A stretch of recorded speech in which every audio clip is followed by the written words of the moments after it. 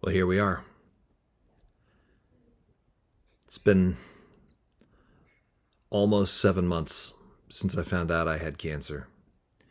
We've been through 5 different courses of chemo, a total of, 10 plus 16, so 26 days of individual chemo treatments with a bunch of recovery in between. Endless tests, endless labs. Be interesting to know how much blood they've actually drawn out of me at this point. I'm guessing the number would not be small. I went into University of Tennessee Medical Center down in Knoxville today for what will be the last dressing change on my trifusion catheter right here before my admission on Wednesday morning. This is the big one. This is the first of three, almost 3 week stays each that I'll be doing in there for the high dose chemo with the stem cell transplants. They've already done the stem cell collection. If you've been following my other posts, that went really well. So they've got about 12 million of my stem cells that they're ready to infuse back into me over the 3 different treatments. I'd be lying if I said I wasn't nervous about it at this point. I've been talking to some friends and family, and with each of the other courses of chemo that I've had, first the 4 courses, what they call BEP, and then the 2 courses of TIP. The first round was the hardest, partly because I think I just didn't know what to expect, and partly because I think the body kind of adapts to it a little bit. Because you also know what to expect, you're kind of a little more prepared for how to deal with it, what medications to have on hand, what snacks to have on hand, and just how to roll with the punches. So when the doctors tell you, however bad you felt, we're going to make you feel worse. When the doc gets a little iffy when you tell him that you and your wife have planned to go see dinner and a movie before you come in because he's nervous about you being around crowds of people and getting sick in any way.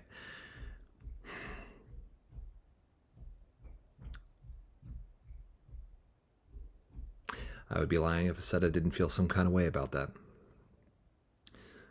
So, I'm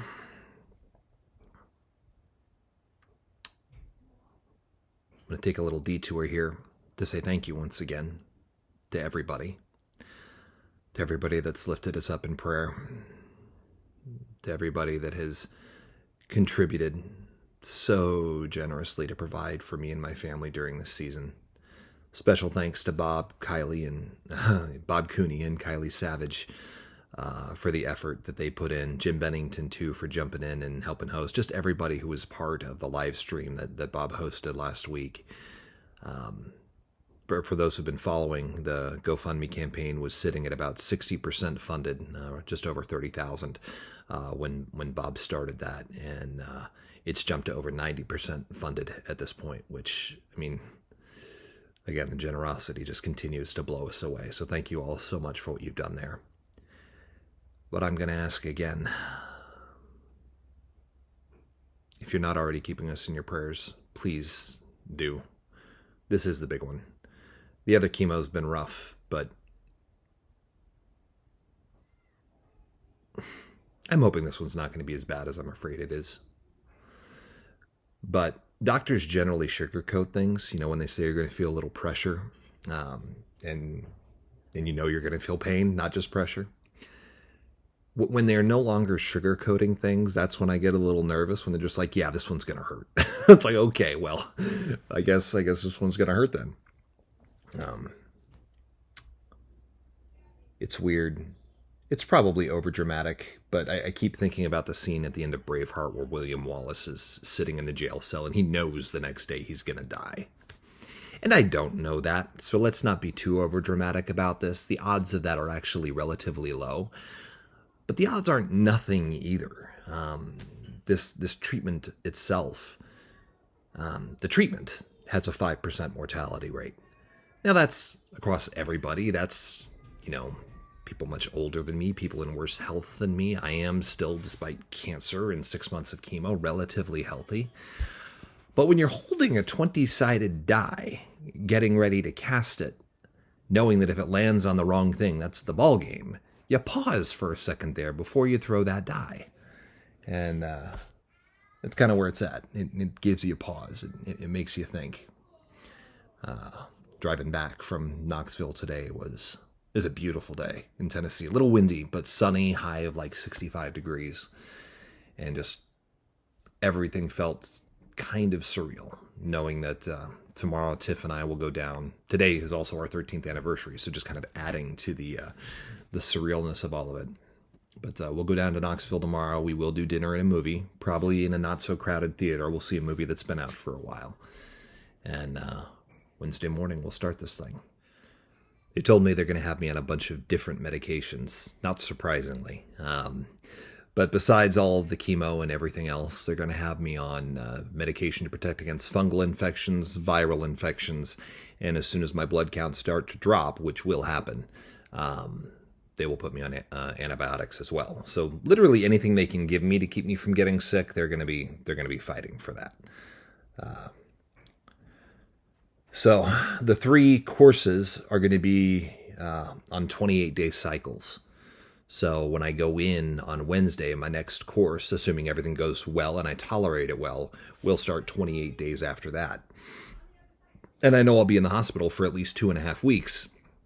So if all goes perfectly well, I will have a week and a half home before I go back in and start the whole thing over again. If it takes my numbers a little bit longer to come back up, which would not be the first time that has happened, it could be 3 weeks in the hospital, 1 week home, 3 weeks in the hospital, 1 week home, and then 3 more weeks in the hospital. That's what my next 11 or 12 weeks are probably going to look like. Please pray for me. Please pray for my family. I know so many already have been, and we are so grateful. This is hopefully the last mountain. We did get new lab work back today. My HCG numbers have gone up from 12. For those who aren't already familiar, my numbers need to be between 0 and 5 to be like cancer-free. So being at 12, we were awfully close. The number is back up to 990, which I expected. I mean, when we started the last course of chemo, the number was at 250,000 back at the start of February. So 990 is actually really good compared to where we have been, and not a bad position to be starting these rounds of chemo from. So I think we're in a good place. I've got new games on my Switch. I'm going to be downloading some movies and stuff to the iPad here in a little bit. I've got a book of crossword puzzles coming in the mail. So we'll stave off the boredom as much as possible. And look forward to being on the other side of this thing. Hopefully this is the last mountain we've got to cross. But thank you all so much for going on this journey with us, for being with us, for all the words of encouragement and all the prayer and all the gifts. You've all been so fantastic. I don't know what it would have been like to try to go through something like this without the support that we've had. And I know Tiffany and I both will be forever grateful for all of that.